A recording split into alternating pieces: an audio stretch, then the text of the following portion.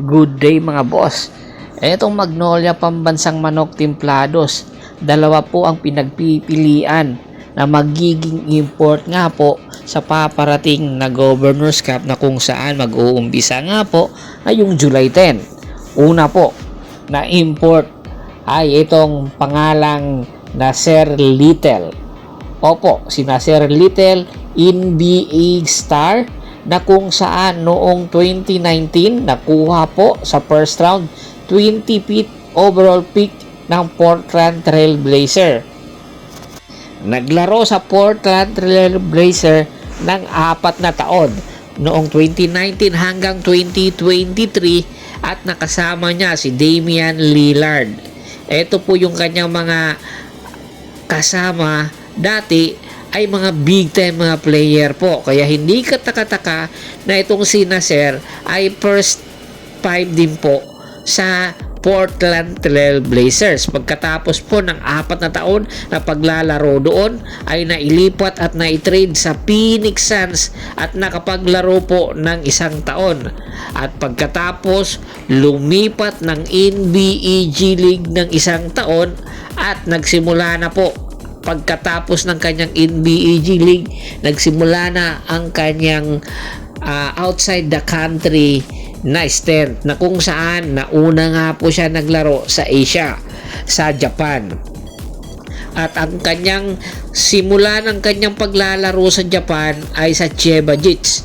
Pagkatapos po ng kanyang stint sa Japan ay nagka-interest po dito itong Magnolia Pambansang Manok Templados. Kanya lang po ay pinipili po talaga nitong si Nasser Little ang Japan dahil nga po mayroon po siyang guaranteed na contract ng 1 taon. Ibig sabihin po kung hindi po siya magugustuhan at papalitan po si Nasser Little ng kanyang kupunan sa Japan ay magsasahod o sasahod pa rin po siya ng 1 taon. Samantala po kung pipiliin niya ang Magnolia at sa PBA wala pong guaranteed contract. Ibig sabihin kung hindi maganda ang kanyang ipapakita sa Magnolia ay talagang papalitan siya at hindi na siya sasahod pa. Ito yung mga problema na kinakaharap po ng mga PBA team dahil karamihan po ngayon kung NBA po ang kanilang kukunin na import ay naghahanap po talaga ng guaranteed na amount na po pwede po kahit hindi na po sila maglalaro ay talagang sasahod pa rin po. Ang second option naman po ng Magnolia na magiging import ay nakapaglaro din po sa NBA. 2016 undrafted po ito, di katulad po kay Nasser Little na mas bata. Ito po 33 years old, 6'6 din po ang height katulad kay Nasser.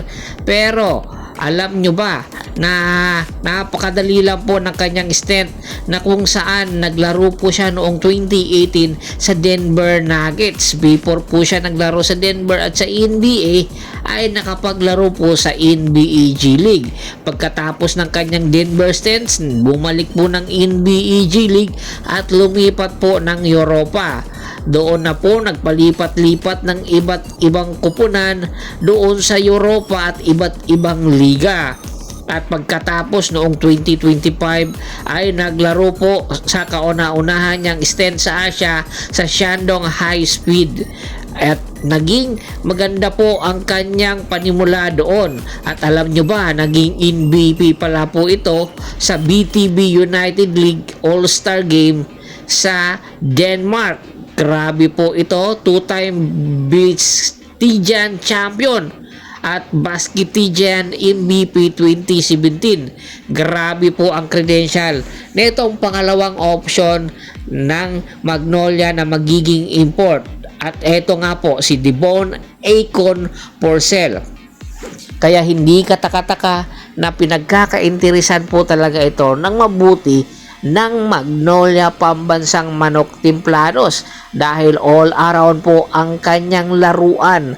Meron po siyang outside shooting ability, attacking ability, low post ability, passing ability. Kumbaga all around po itong si Devon Akon Porcel. Kaya inaasahan na anytime po inaanunsyo ng Magnolia Pambansang Manok Timplados kung sakali nga po ma-reach nila ang negotiation at mag-improve or ma-approve ng agent nitong si Akon Porcel, ay talagang papalipad o lilipad na po ito ng Pilipinas anytime para po magsimula ng mag-ensayo para sa Magnolia Pambansang Manok Timplados. Pero hindi pa po close ang deal, po pwede pa po maghanap ang Magnolia ng import. Alam naman po natin na pagdating sa mga import, napakapihikan ng Magnolia, kaya wala pong tumatagal na import sa kanila. Samantala, etong si QMB or si Quintin Milyura Brown ay tapos na nga po ang kanyang stint sa Japan. So, ibig sabihin ay free agent na po ito. Malaya na itong maglaro sa kahit anong liga.